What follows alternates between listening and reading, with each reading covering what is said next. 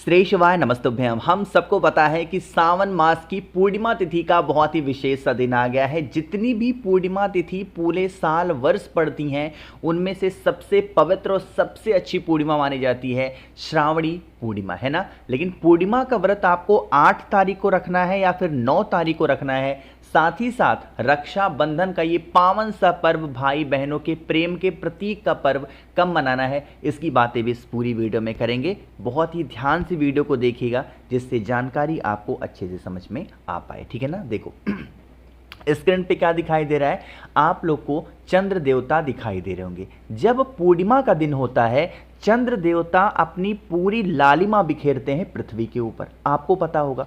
लेकिन बात ये करते हैं कि एक्चुअली में ये जो पूर्णिमा का व्रत है ये हमें कब रहना होगा। तो जब भी ऐसे डेट की कोई भी कंफ्यूजन होता है, आपको पता है महाकाल की नगरी उज्जैन के पंचांग की बातें हम लोग यहाँ पर करते हैं, जो कि पंचांग मैंने ओपन कर रखा है 9 अगस्त 2025 का उज्जैन मध्य प्रदेश का ये पंचांग सबसे अच्छा, सबसे सटीक पंचांग ये माना जाता है। ठीक, सबसे पहले यहां पर देखो क्या लिखा हुआ है भाई, तिथि के बारे में लिखी गई है, जो कि शुक्ल पक्ष की पूर्णिमा तिथि कब है, 8 अगस्त को दोपहर में 2:12 पे लग रही है। अरे बताओ भाई कब लग रही है, 8 अगस्त को दोपहर में 2:12 पे क्या लग रही है, पूर्णिमा तिथि लग रही है। और ये खत्म कब होगी, 9 अगस्त को दोपहर में 1:24 पे समाप्त हो जा रही है। लेकिन अगर आप लोगों को पूर्णिमा का व्रत रहना है, मेरी बातों को सुनिएगा, हमेशा पूर्णिमा की जो तिथि मानी गई है,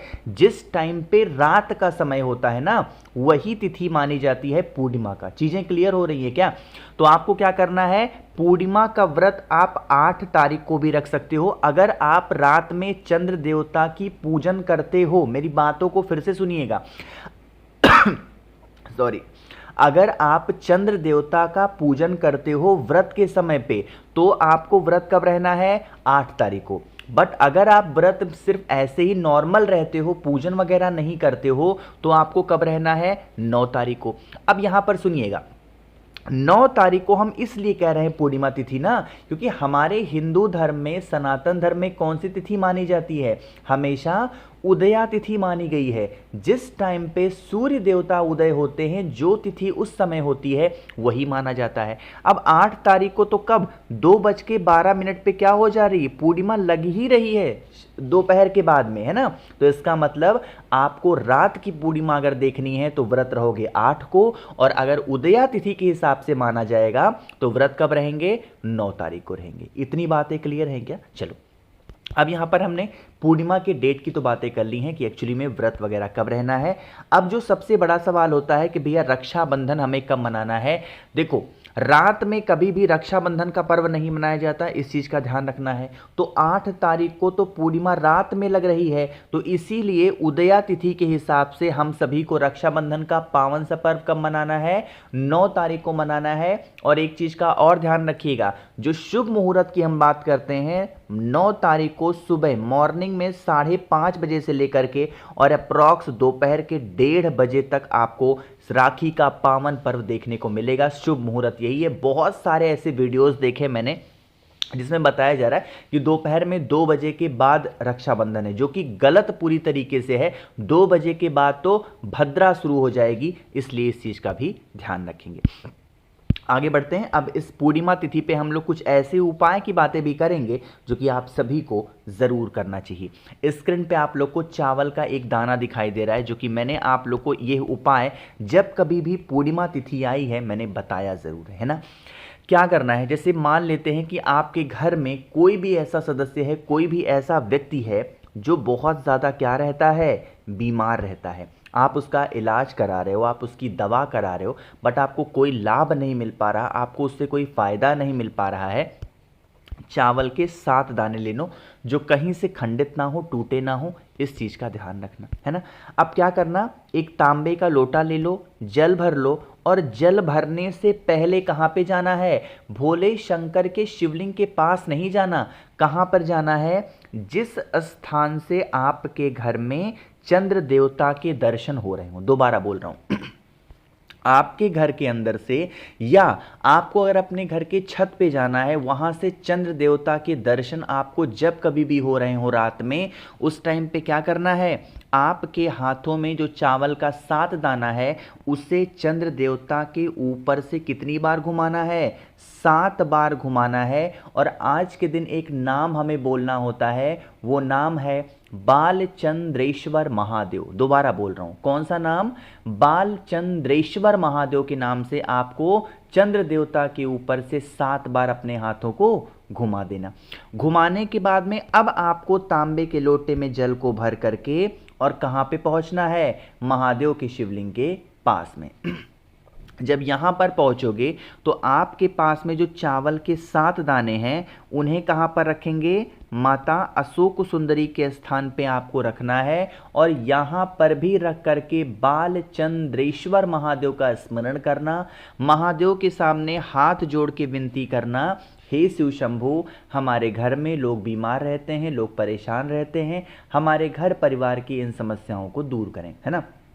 ऐसे प्रार्थना कर लेना और फिर 1 लोटा जल चढ़ा देना। अब यहाँ पर सुनिएगा, हम ये उपाय स्पेशली कर किसके लिए रहे हैं, रोग बीमारी के लिए। तो जब रोग बीमारी का हम कोई भी उपाय करते हैं, स्पेशली मैंने आपको बता रखा है कि हमें किसका नाम लेना होता है, कुंदकेश्वर महादेव, इन्हीं का स्मरण करते हुए आपको जल चढ़ा देना। करके देखिएगा, रोग बीमारियां घर से आपके कहाँ गायब हो जाएंगी, आपको पता भी नहीं चलेगा, ठीक है ना। तो 2 उपाय आप लोग को क्लियर हो गए होंगे। आगे बढ़ते हैं इस वीडियो के हम लोग अपने तीसरे उपाय की तरफ। लेकिन आपको पता है कि पूर्णिमा और रक्षाबंधन, साथ ही साथ सावन महीने की समाप्ति का जो सिलसिला है वो 9 तारीख को खत्म हो जाएगा। तो 9 तारीख की रात 12 बजे तक आप सभी के पास में बहुत ही शानदार सा ऑफर है। 7 मुखी रुद्राक्ष होता है बहुत सारे पैसे के लिए, धन संपदा के लिए, और 9 मुखी रुद्राक्ष होता है घर से लड़ाई झगड़े को खत्म करने के लिए। इनमें से कोई एक या दोनों रुद्राक्ष, या 1 मुखी से लेकर के 14 मुखी तक जो भी रुद्राक्ष आपके मन में हो, कोई भी एक रुद्राक्ष आप मुझसे खरीदते हैं, मैं आप लोग को बहुत सारी चीजें फ्री देने वाला हूं। सबसे पहले स्क्रीन पे आप लोग को एक महादेव का शिवलिंग दिखाई दे रहा है, जो कि प्लास्टिक के फॉर्मेट में है, पानी से जलने वाला शिवलिंग है। जैसे ही जल चढ़ाओगे इनमें से लाइट जलेगी, जिसका दृश्य बड़ा ही मनोरम सुंदर होता है। ये मैं फ्री दूंगा। साथ ही साथ एक रुद्राक्ष का फल भी आपको स्क्रीन पे दिखाई दे रहा होगा, जिसके अंदर 1 मुखी से लेकर के 21 मुखी तक निकल सकता है। ये मुझे भी नहीं पता, आपकी किस्मत के ऊपर होगा कि आपको कौन सा मिल पाता है।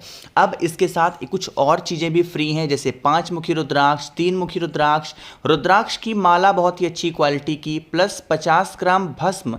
महादेव का श्रृंगार करने के लिए नई चीज मैंने ऐड कर रखी है, वो है 4 स्टिकर श्री शिवाय नमस्तुभ्यम के। तो अगर इन सभी चीज़ों का लाभ उठाना है तो मुझे आप जल्दी से व्हाट्सएप पे मैसेज करेंगे।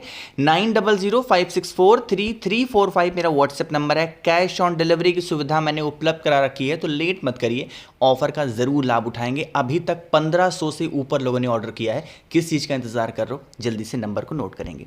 अब बातें करते हैं इस उपाय की। जैसे देखो, आप बहुत दिनों से अगर किसी अपनी इच्छा को लेकर के ना बहुत परेशान चल रहे हो, तो आप इस उपाय को ज़रूर करके देखना चाहिए आपको ना। इसके लिए हमें सिर्फ 2 चीज़ें चाहिए। एक तो आप लोग को इस प्रकार से बनाना होगा, क्या, पंचामृत बनाना है। क्या बनाना है, पंचामृत।